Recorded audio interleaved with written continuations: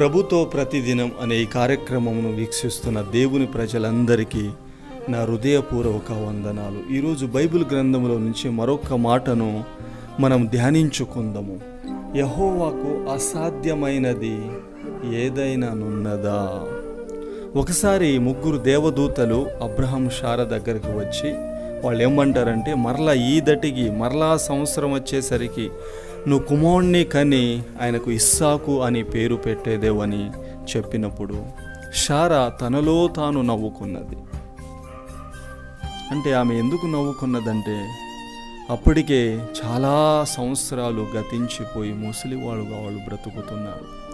వారికి బలం లేదు, స్త్రీ ధర్మం కూడా తనకు లేకుండా పోయింది. అంటే వాళ్ళు ఎలా ఆలోచించుకుంటున్నారంటే, వారి విశ్వాసాన్ని బట్టి, వారి నమ్మకాన్ని బట్టి, వారి ఫిజికల్ బాడీ స్టాండర్డ్ని బట్టి వాళ్ళు ఏమని ఆలోచించుకుంటున్నారంటే, ఇక మనకు ఇంత వయసు వచ్చేసరికి ఇంకా పిల్లలు పుడతారా, ఇది అసలు అసాధ్యమని వాళ్ళు ఆలోచించుకుంటున్నారు. కానీ దేవాతి దేవుడు వారితో మాట్లాడుతున్నాడు. యెహోవాకు అసాధ్యమైనది ఏదైనానున్నదా?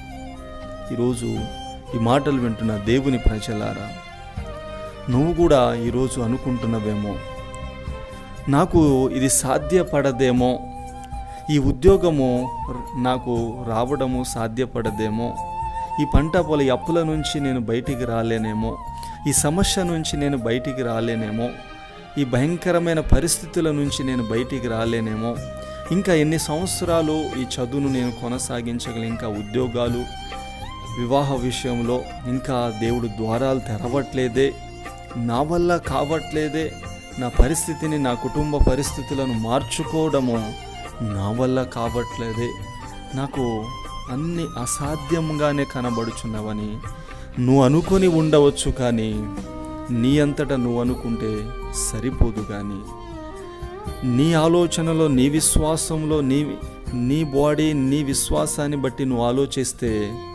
అది జరగదు. కానీ దేవుడు ఎంత గొప్ప దేవుడో, దేవుడు ఎలాంటి సర్వశక్తిమంతుడో, ఒక మాటతో భూమిని సృష్టించిన దేవుడు, తన మాటతో భూమిని సూర్యచంద్ర నక్షత్రంలో నిర్మించిన దేవుడు, మానవులను సృష్టించిన దేవుడు, తను ఎంతో గొప్ప దేవుడు. ఈ ప్రపంచాన్నే నిర్మించిన దేవుని చేతిలో నువ్వు ఉన్నావు.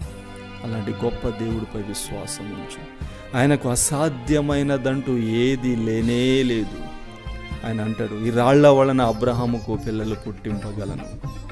చూడండి దేవుని ప్రజలారా, మీపై మీరు విశ్వాసం ఉంచుకోవడం కాదు, మీపై మీరు నమ్మకం ఉంచుకోవడం కాదు, కానీ దేవునిపై నమ్మకం ఉంచండి, దేవునిపై విశ్వాసం ఉంచండి. యేసు క్రీస్తుకు అసాధ్యమైనదంటూ ఏది ప్రపంచంలో లేనే లేదు. దేవాతి దేవుడు అలాంటి గొప్ప దేవుడు. నువ్వు ఆరాధించి, ఘనపరిచే, స్తుతించి, మహిమపరిచే దేవుడు ఎలాంటి దేవుడు అంటే, ఆయన అత్యున్నత సింహాసనంపై ఆసీనుడైన గొప్ప మహారాజు. అలాంటి దేవుని నువ్వు కలిగి ఉన్నావు. నీకు అసాధ్యమే కానీ దేవునికి సమస్తము సాధ్యము. ప్రభుతో ప్రతిదినము ఈ వాక్యాలను మీరు వీక్షిస్తున్న దేవుని ప్రజలారా, దేవునిపై విశ్వాసం, నమ్మకం ఉంచండి. దేవుని ఆశీస్సులు పొందండి, దేవుని దీవెనలు పొందండి.